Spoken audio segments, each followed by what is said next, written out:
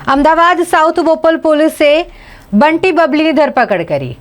જે જગ્યાએ કામ કરતા હતા ત્યાં જ આ બંટી બબલીએ ચોરી કરી હતી અને તે જ અંતર્ગત પોલીસે કાર્યવાહી કરતા આ બંનેને ઝડપી પાડવામાં આવ્યા છે। બંટી બબલી કે જે મૂળ રાજસ્થાનના રહેવાસી છે, કેરટેકર તરીકે જ્યાં કામ કરતા હતા ત્યાં જ ચોરી કરવામાં આવી। આ મહિલા કે જે અત્યારે ચોરીના અંતર્ગત ઝડપી પાડવામાં આવી છે તે મહિલા કેરટેકર તરીકે અહીં કામ કરતી હતી અને તેણે જ પોતાના પતિ સાથે મળીને ચોરી કરી 8,50,000થી વધુની દાગીનાની ચોરી કરી હતી। સાઉથ બોપલ પોલીસ દ્વારા તે બંનેને ઝડપી પાડવામાં આવ્યા છે। તેમના વિરુદ્ધ કાયદેસરની કાર્યવાહી કરવામાં આવી। તારીખ 28/2 ના રોજ સારિકાબેન તુષારભાઈ પાસપોર્ટ દ્વારા સાઉથ બોપલ આરોપી એજન્સીમાં રહેતા નિવાસી દ્વારા પોલીસમાં ફરિયાદ કરવામાં આવી હતી કે તેમના ઘરે આશરે 8.5 લાખ જેટલા મુદ્દામાલની ચોરી થયેલી છે।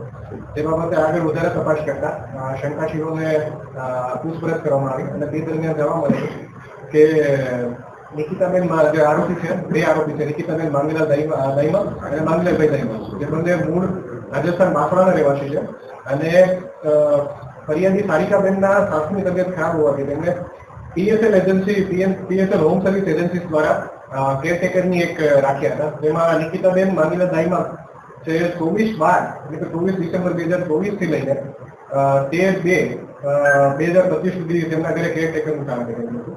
એ દરમિયાન થોડા ટુકડામાં કરી અને આશરે લગભગ 8.5 જેટલા મુદ્દામાલની સોનાના મતાની ચોરી કરેલી છે।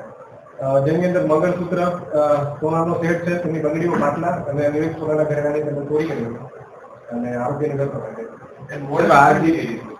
મોટો ચક્રને મુખ્યત્વે કેરટેકર તરીકે હતા એટલે કેરટેકર તરીકે ધીરે ધીરે કરી અને ઘરના કબાટમાંથી અથવા તિજોરીમાંથી જે દાગીના હોય છે તે ચોરી કર્યા છે। સાહેબ, બંને ક્યાંના રહેવાસી છે અને માસ્ટર માઇન્ડ કોણ છે? તેના હસબન્ડ છે કે પોતે કઈ રીતે આખો પ્લાન ઘડતા હતા?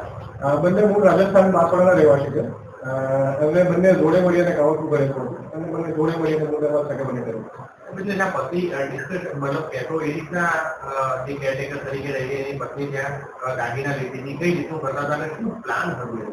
મુખ્યત્વે મોટા સોપરેન્ડીમાં એવું ધ્યાન આવ્યું છે કે જે પત્ની છે એટલે કે આરોપી નિકિતાબેન માંગીલાલ દાઈમા તેમને યોગ્ય લાગે ને ધીરે ધીરે જે કોઈ ઘરમાં આજુબાજુમાં કોઈ ન હોય તો યોગ્ય લાગે તે રીતે ઘરેણાઓને હાથફેરો કરતા હતા અને તેમનો કબજો છે પોતાના પતિને સોંપતા।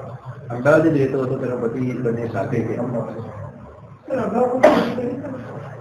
હાલમાં કોઈ હમણાં વિરોધમાં કોઈ ગુનો પૂર્વ ગુનાહિત ઇતિહાસ ધ્યાને આવતો નથી અને કોઈ ગુનો નથી થયો।